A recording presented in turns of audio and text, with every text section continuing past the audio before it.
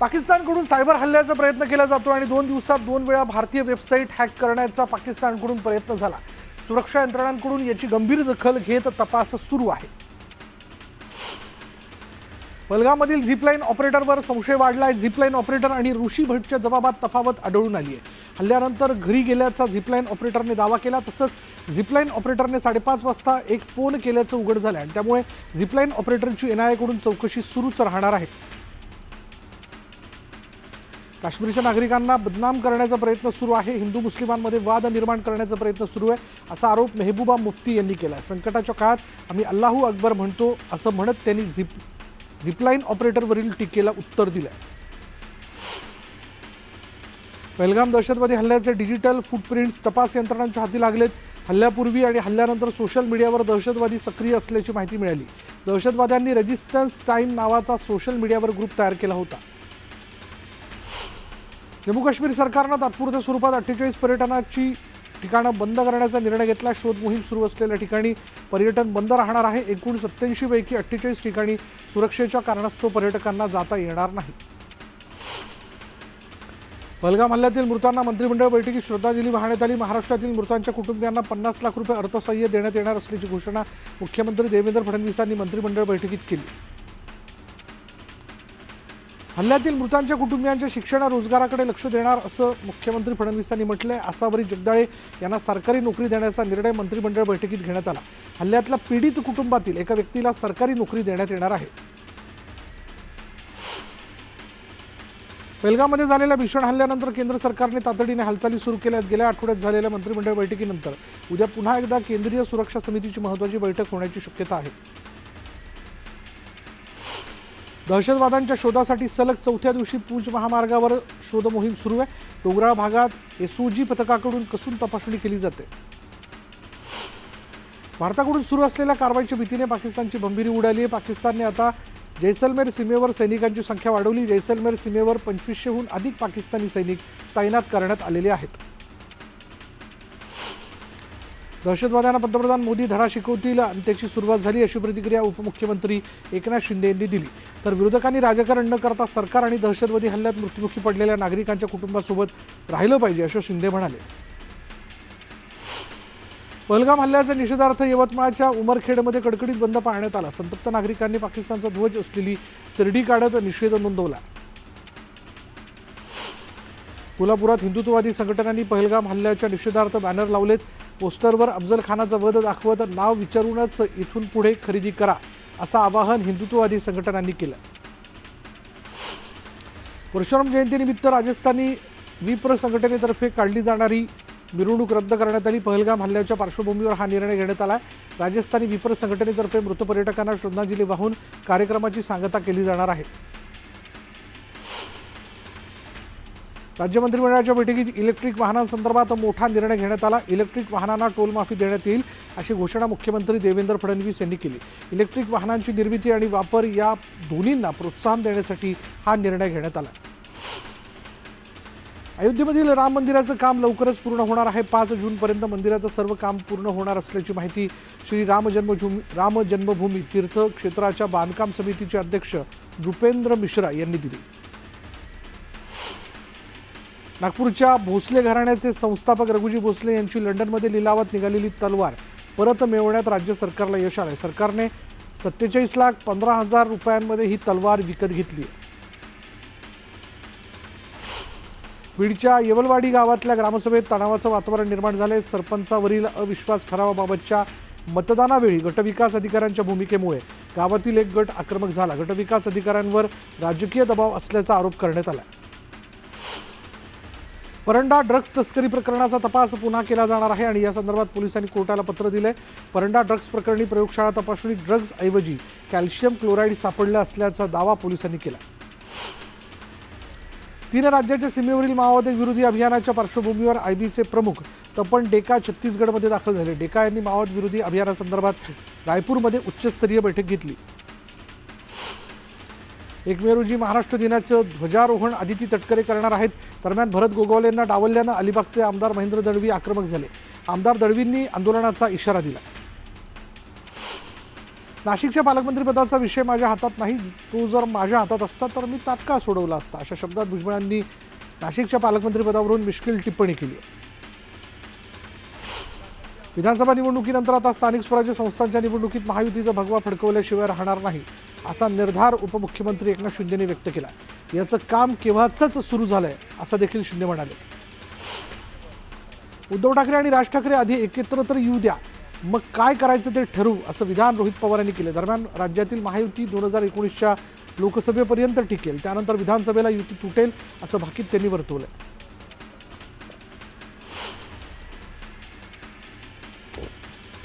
भाजपचे मंत्री राधाकृष्ण विखे पाटील आणि माजी मंत्री अण्णासाहेब म्हस्केंसह 45 व्यक्तींवर फसवणुकीचा गुन्हा दाखल करण्यात आला. प्रवरानगर इथल्या पद्मश्री विठ्ठलराव विखे पाटील सहकारी साखर कारखान्याचे ऊस उत्पादक सभासद बाळासाहेब केरनाथ विखे यांनी लोणी पोलीस ठाण्यात तक्रार नोंदवत गुन्हा दाखल करण्याची मागणी केली. परिवहन विभागात कोणताही घोटाळा झालेला नाही. भाडेतत्वावर बस घेण्याचा निर्णय होता, ज्यामुळे 1700 कोटींचं नुकसान होणार होतं. मुख्यमंत्री देवेंद्र फडणवीसांच्या वेळीच ही गोष्ट लक्षात आली आणि त्यामुळे टेंडर थांबवण्यात आलं, अशी माहिती परिवहन मंत्री प्रताप सरनाईक यांनी दिली. भविष्यात शरद पवार आणि अजित पवार हे एकत्र येतील, असा विश्वास शरदचंद्र पवार पक्षाचे माजी मंत्री डॉक्टर सतीश पाटील यांनी व्यक्त केला. दरम्यान डॉक्टर सतीश पाटील लवकरच राष्ट्रवादीत प्रवेश करणार आहेत. काँग्रेसच्या संविधान सद्भावना रॅलीला नाशिकमधून सुरुवात झाली. काँग्रेस प्रदेशाध्यक्ष हर्षवर्धन सपकाळ यांच्या उपस्थितीत ही रॅली काढण्यात आली. सद्भावनेचा ऱ्हास होत चालला असून सामाजिक ऐक्य टिकून राहिलं पाहिजे, ही प्रत्येकाची जबाबदारी आहे आणि त्यासाठी काँग्रेसने सद्भावना रॅलीचा उपक्रम स्वीकारला, असं काँग्रेस प्रदेशाध्यक्ष हर्षवर्धन सपकाळ यांनी स्पष्ट केलं. राष्ट्रवादी काँग्रेस पक्षाकडून महाराष्ट्र गौरव यात्रा काढण्यात आली आणि ही रथयात्रा रायगडात दाखल झाली आहे. पोलादपूर महाडमध्ये राष्ट्रवादीच्या कार्यकर्त्यांनी या यात्रेचं जल्लोषात स्वागत केलं. 1 मे रोजी मुंबईत यात्रेचा समारोप केला जाणार आहे. केंद्रीय राज्यमंत्री प्रतापराव जाधवांनी बुलढाण्यात आढावा बैठक घेतली आणि या बैठकीत त्यांनी सरकारच्या सर्व योजनांचा आढावा घेतला. नागरिकांपर्यंत योजना पोहोचवण्याचे निर्देश त्यांनी अधिकाऱ्यांना दिले. भारतमातेचे पांग फेडणारा हिंदुस्थान शिवछत्रपतींच्या प्रेरणेतून घडविल्याशिवाय राहणार नाही, असा विश्वास संभाजी भिडे यांनी व्यक्त केला. सांगलीत मातोश्री भाजीपाला विक्रेता संघाकडून शिवजयंती साजरी करण्यात आली आणि त्यावेळी ते बोलत होते. माजी केंद्रीय मंत्री रावसाहेब दानवे यांच्या कारचा लोणावळ्यातील जयचंद चौकात अपघात झाला आणि एका दुचाकीस्वाराने दानवेंच्या कारला धडक दिली. अपघातानंतर दुचाकीस्वाराने दानवेंची उज्जत घातली. दरम्यान स्थानिक रिक्षाचालकांनी मध्यस्थी करत वाद सोडवला. राज्याचे सांस्कृतिक मंत्री आशिष शेलार आणि प्रसिद्ध गायिका आशा भोसले यांनी शिर्डी साईबाबांच्या समाधीचं दर्शन घेतलं. यावेळी आशा भोसलेंनी जुन्या आठवणींना उजाळा देत पूर्वीची शिर्डी आणि आत्ताची शिर्डी यात फार मोठा बदल झाल्याची भावना व्यक्त केली आहे. अहिल्यानगरच्या राजूर गावातील अनेक नागरिकांना काविळीची लागण झाली आहे. दरम्यान आमदार किरण लहामटेंनी याचा आढावा घेतला. पुण्यातील चांदणी चौकात पीएमपीएल बसचा अपघात झाला. चांदणी चौकातून कोथरूडच्या दिशेने येताना पीएमपीएल बसने अनेक वाहनांना धडक दिली आणि या अपघातात 5 ते 6 दुचाकी आणि एका रिक्षाचं नुकसान झालं. भिवंडी महानगरपालिका क्षेत्रातील खंडूपाडा इथल्या आदिवासी जमिनीवर अतिक्रमण करून बांधण्यात आलेले यंत्रमाग कारखाने जमीनदोस्त करण्यात आले. कडेकोट पोलीस बंदोबस्तात पालिकेने ही कारवाई केली. 29 मे ते 2 जूनपर्यंत पुणे जिल्ह्याचं तापमान 45 डिग्रीपर्यंत जाईल, असे मेसेज सोशल मीडियावरती व्हायरल होत आहेत. दरम्यान यामध्ये तथ्य नसून पुण्याचं तापमान 38 ते 42 अंशांपर्यंत राहील, अशी माहिती हवामान विभागानं दिली आहे. ठाण्यातील खोलशी ते ढोकाळी परिसरात एका खासगी बिल्डरकडून म्हाडाची घरे लागलेल्या नागरिकांची पिळवणूक सुरू आहे. म्हाडाच्या घरांच्या किमतीत दुप्पट वाढ करून घरं खरेदी करण्याची सक्ती करण्यात येते. त्यामुळे नागरिकांनी संताप व्यक्त केला. भिवंडीच्या निजामपुरा पोलीस ठाण्यात 27 बेवारस वाहनांचा 1,57,000 लिलाव करण्यात आला. वाहनांच्या मूळ मालकांचा शोध घेऊनही शोध लागला नसल्याने वाहनांचा लिलाव करण्यात आला. मुंबईतील स्विगीचं कार्यालय उभाटाने बंद केले. स्विगीच्या अनागोंदी कारभाराविरोधात उभाटा पक्ष आक्रमक झाल्याचं पाहायला मिळालं. मरोळ इथल्या स्विगीचं कार्यालय शिवसंचार सेनेच्या पदाधिकाऱ्यांनी बंद केलं. आवक वाढल्यानं आंब्याच्या दरात घसरण झाली. देवगड रत्नागिरी हापूस 700 रुपये ते 1200 रुपये तर कर्नाटकी 200 ते 400 रुपये प्रति डझन दराने विकला जातोय.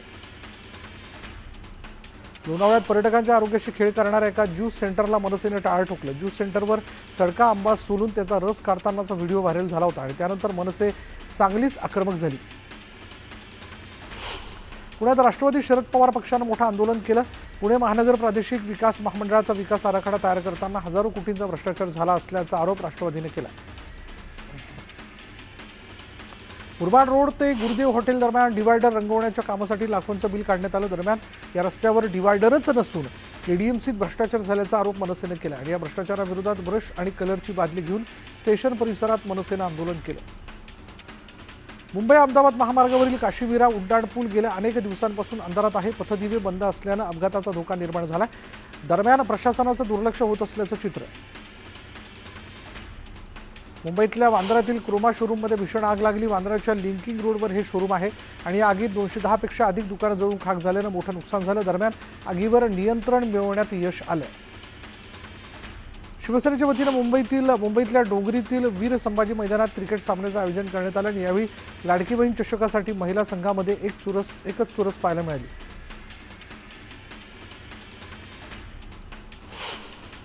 पिंपरी चिंचवडच्या प्रादेशिक परिवहन विभागाच्या मोकळ्या जागेतील वाहनं हटवण्यात येणार आहेत आणि त्याचा लिलाव करण्यात येणार आहे. 30 एप्रिल ते 2 मे दरम्यान लिलाव पार पडणार आहे. पुण्याच्या भवानी पेठमध्ये हॉर्न वाजवल्याच्या वादातून 2 गटात हाणामारी झाली. हाणामारी प्रकरणात एकाला अटक करण्यात आली. दरम्यान हाणामारीची संपूर्ण घटना सीसीटीव्हीत कैद झाली. वाशिमच्या 133 गावांमध्ये पाणी टंचाईचं संकट निर्माण झालंय. अनेक लहान मोठ्या प्रकल्पांसह विहिरी आणि बोरवेल्सनी तळ गाठल्याने पाणी टंचाई निर्माण झाली. दोडामार्ग बांदा रस्त्यावरील मोरगाव म्हातार बाबा मंदिर परिसरात बिबट्याचं दर्शन झालं. युवकांच्या मोबाईलमध्ये बिबट्या कैद झाला आणि त्यामुळे परिसरात भीतीचं वातावरण पसरलं. अमरनाथच्या ठाकूरपाडा उंबरवाडी गावातील ग्रामस्थांना भीषण पाणी टंचाईचा सामना करावा लागतोय. पालिका हद्दीत मोडणाऱ्या या गावांमध्ये पाणी योजना नाही, त्यामुळे 12ही महिने विहिरीच्या पाण्यावर या गावकऱ्यांना अवलंबून राहावं लागतं. दरम्यान आता विहिरीनं तळ गाठला आणि त्यामुळे ग्रामस्थ पाणी टंचाईने त्रस्त झाले. अक्षय तृतीयेच्या पार्श्वभूमीवर चोपडा कृषी विभागाने शेतकऱ्यांसाठी मार्गदर्शक उपक्रम राबवला. खरीप पूर्व नियोजन मोहिमेअंतर्गत बीज प्रक्रियेसंदर्भात शेतकऱ्यांना मार्गदर्शन करण्यात आलं. नांदेडच्या हिमायतनगरमध्ये भीषण पाणी टंचाई निर्माण झाली. संतप्त महिलांनी नगरपंचायतीवर हंडा मोर्चा काढला. शहरात टँकरने पाणी पुरवठा करण्याची मागणी करण्यात आली. गोंदिया जिल्ह्यात वादळी वाऱ्यासह अवकाळी पावसाने जोरदार हजेरी लावली आणि यामुळे आंबा पिकाला मोठा फटका बसला. नुकसान झाल्यानं आंबा उत्पादक शेतकरी अडचणीत सापडला. पंढरपूरच्या गुरसाळे गावात भीमा नदीवर सांडपाणी प्रक्रिया केंद्र उभारण्यात आले. औद्योगिक केंद्रातील सांडपाण्यावर प्रक्रिया करून नदीत सोडलं जाणार आहे आणि यासाठी 1,80,00,000 रुपये खर्च करण्यात आला. समाज माध्यमावर बनावट शस्त्र घेऊन रील तयार करणाऱ्या नांदेडच्या एका तरुणावर कारवाई केली आहे. रील बनवणाऱ्या तरुणाला पोलिसांनी ताब्यात घेतले. दरम्यान त्याच्याकडून बनावट शस्त्र जप्त करण्यात आलं. सिंधुदुर्ग जिल्ह्यात कोकमचं उत्पादन घटलंय. वन्य प्राण्यांच्या हायदोसामुळे फळ उत्पादनावर परिणाम झालाय. दरम्यान प्राण्यांचा बंदोबस्त करण्याची मागणी नागरिकांनी केली. भुसावळमधील राजा टॉवर ते खडका गाव रस्त्याचं काम निकृष्ट दर्जाचं होत असल्याचा आरोप करण्यात आला आणि यात तातडीनं दखल घेत कारवाई करण्याची मागणी नागरिकांनी केली. जळगावच्या सेंट जोसेफ स्कूलजवळील गोळीबार प्रकरणी पोलिसांनी मोठी कारवाई केली. गावठी कट्ट्यासह 6 संशयित आरोपींना अटक करण्यात आली. गोंदियात बनावट दारू तयार करणाऱ्या कारखान्यावर पोलिसांनी छापा टाकला. या कारवाईत 3 आरोपींना अटक करण्यात आली आहे, तर 1 आरोपी फरार झाला. तर पोलिसांनी 5,88,000चा मुद्देमाल जप्त केला. कन्नड तालुक्यातला लोहगावमधील व्यापारी अर्जुन गवळी काही दिवसांपासून बेपत्ता होता. दरम्यान घाट नांद्रा घाटात त्याचा मृतदेह आढळून आला. नाशिक शहरात सलग दुसऱ्या दिवशी हत्येची घटना घडली. वडिलानेच मुलाचा गळा आवळून हत्या केली आहे. कौटुंबिक भांडणाच्या रागातून आपल्या 9 वर्षीय मुलाला वडिलानेच संपवलं. औंढा नागनाथच्या जामगव्हाणमध्ये एका महिलेने स्वतःच्या मुलीसह विहिरीत उडी घेत आत्महत्या केली. दरम्यान माहेरच्या नातेवाईकांच्या फिर्यादीतून आत्महत्येस प्रवृत्त केल्याप्रकरणी पती आणि सासऱ्याविरोधात गुन्हा दाखल करण्यात आला. जळगावच्या पारोळ्यात कापूस व्यापाऱ्याने बायकोच्या भावाच्या नावे विमा काढला होता. दरम्यान विम्याची 53 लाख रुपये रक्कम मिळवण्यासाठी संबंधित कापूस व्यापाऱ्याने बायकोच्या भावाची हत्या केल्याचा धक्कादायक प्रकार उघडकीस आला. दुचाकीवरून येत मोबाईल लंपास करणाऱ्या टोळीला बीड पोलिसांनी बेड्या ठोकल्यात. आरोपींकडून 10 मोबाईलसह दुचाकी जप्त करण्यात आल्या. सिल्लोडच्या भवन परिसरातील एका विहिरीत मृतदेह आढळला आणि या घटनेमुळे परिसरात खळबळ उडाली आहे. दरम्यान पोलिसांकडून प्रकरणाचा तपास सुरू आहे. सोलापुरातील बोरामणी गावाजवळ एसटी बसला भीषण आग लागली. आगीमध्ये बस जळून खाक झाली आहे. बसने पेट घेतल्याचं लक्षात येताच वाहन चालकाने बस थांबवून प्रवाशांना खाली उतरवलं, त्यामुळे मोठा अनर्थ टळला. धाराशिव जिल्ह्यात एकाच दिवशी 3 अत्याचाराच्या घटना उघडकीस आलेल्या आहेत. लोहारा, बेंबळी आणि नळदुर्ग गावात अत्याचाराची घटना घडली आणि त्यामुळे महिला सुरक्षेचा प्रश्न पुन्हा ऐरणीवर आला. बीडच्या गेवराईत एका तरुणाने गळफास घेऊन आत्महत्या केली. तरुणाच्या आत्महत्येनंतर आईनेही विषप्राशन करून आत्महत्या केली आणि या घटनेमुळे गावावर शोककळा पसरली. बीडच्या लिंबागणेज गावातील 300 वर्षांपूर्वीच्या महाकाय वटवृक्षाने अचानक पेट घेतला. पारंब्यानं लागलेल्या आगीमुळे झाडानेही पेट घेतला. अग्निशमन दलाच्या जवानांनी या आगीवर नियंत्रण मिळवलं. खेड मंडणगड मार्गावर एका मिनी टेम्पोला अचानक आग लागली. अग्निशमन दलाने घटनास्थळी दाखल होत आगीवर नियंत्रण मिळवलं. सुदैवानं कोणतीही जीवितहानी झाली नसल्यानं मोठा अनर्थ टळला.